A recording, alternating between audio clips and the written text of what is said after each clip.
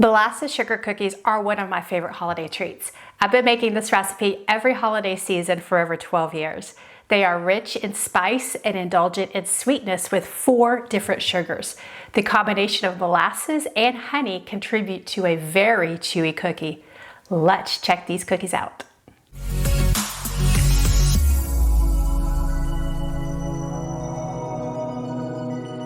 For the ingredients, you'll need all-purpose flour, baking soda, cinnamon, cloves, ginger, salt, butter, shortening, granulated sugar, dark brown sugar, an egg, dark molasses, and honey. In a medium bowl, we're going to add 240 grams, which is 2 cups of all-purpose flour, 8 grams, 2 teaspoons of baking soda, 2.5 grams, which is 1 teaspoon of ground cinnamon, 1/2 gram, which is 1/4 teaspoon of ground cloves, and 1 gram, which is 1/2 teaspoon of ground ginger. And then just put all that in the bowl. And 3 grams, 1/2 teaspoon of salt.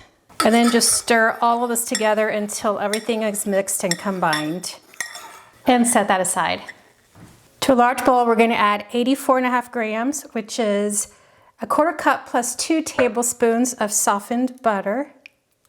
And 72 grams, which is also 1/4 cup plus 2 tablespoons of shortening.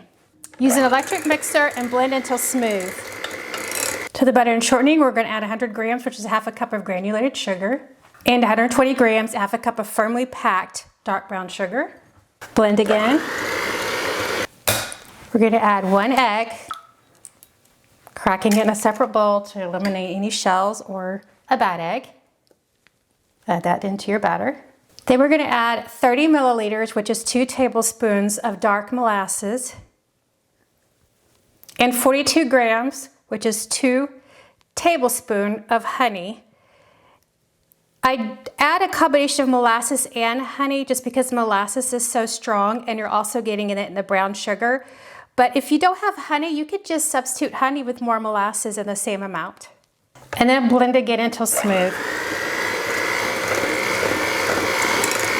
We're going to add the flour mixture and then stir with a spoon or spatula until combined.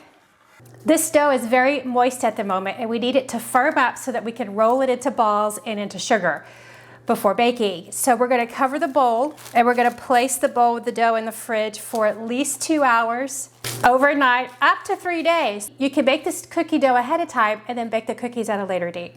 When you're ready to bake, go ahead and preheat your oven to 375 degrees. You want to go ahead and line 2 baking sheets with parchment paper or silicone mats and set those aside. You're going to add some sugar to a bowl. I'm just using sort of a grainy sugar. It's just cane sugar, but it'll sparkle on the cookies. So I'm using a thicker grain than, say, a finer granulated sugar. And set that aside. And then remove your dough from the fridge. I like to make small molasses sugar cookies out of this batch. So I use a small cookie scoop. This is about 1.5 inches in diameter. And you'll get the perfect size cookies if you use a cookie scoop, well, generally. You roll it in your hands, which is why we had to put the dough in the refrigerator so that it's not too soft. And then just roll it around in the sugar all the way around. And then you're going to place your dough ball on a cookie sheet. And you just keep continuing to scoop out your cookie dough. I like to scrape my cookie dough along the bowl edges just so that I can get equal sizes. Roll it around and then place it on your cookie sheet. So you're going to do this until you use up all your cookie dough. You want to place your cookie dough balls about 2 inches apart because these will flatten out as they bake. And using a cookie scoop of this size, you should be able to get 40 to 50 cookies out of this batch of dough. Once the baking sheet is full, place it in the oven. You're going to bake 8 to 9 minutes. If you make larger cookies, then you'll want to bake for 10. And while that cookie sheet is baking, then go ahead and fill the next one. Once baked, you're going to allow the cookies to cool on the baking sheet for 2 minutes. Then just transfer the cookies to a wire rack to cool completely. These cookies are nice and brown on the tops and on the bottoms. If you notice, they have a nice little sparkle to them from that granulated sugar, the grainy cane sugar that we rolled in the dough before we baked them. So to me, it's like perfect for the holiday season. They're small enough that you can have several. They are relatively flat, but they are really chewy. Check out that stretch. They are a very chewy cookie. So if you like a soft chewy cookie with a little crispy edge, this one is it. They pull apart from a stretch from the gluten and the gooey sugars like the molasses and honey. They have a little bit of an exterior crisp. I love this cookie.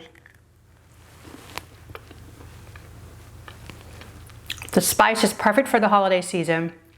I could taste the cinnamon and the ginger, even a little bit of cloves, but none of them are overpowering. The sugar on the outside adds a little crunch, and the exterior is a little crispy from the butter, but the interior is all chewy. The molasses comes through from both the molasses and the dark brown sugar. The cookie is really moist, and yep, this is one of my favorites this time of year. I look forward to making and eating these. Aside from the taste, I love that this cookie is easy to make. You can make the dough and store for a few days. You can also make and bake these cookies 1 to 2 months ahead of time and store them in the freezer until you're ready to serve or share them. Add them to your holiday cooking platter or wrap them in a small bag and give them away as gifts. It's super easy peasy and they last a long time. Thanks for watching, liking, and subscribing. Until next time, make a batch of molasses sugar cookies and go bake the world.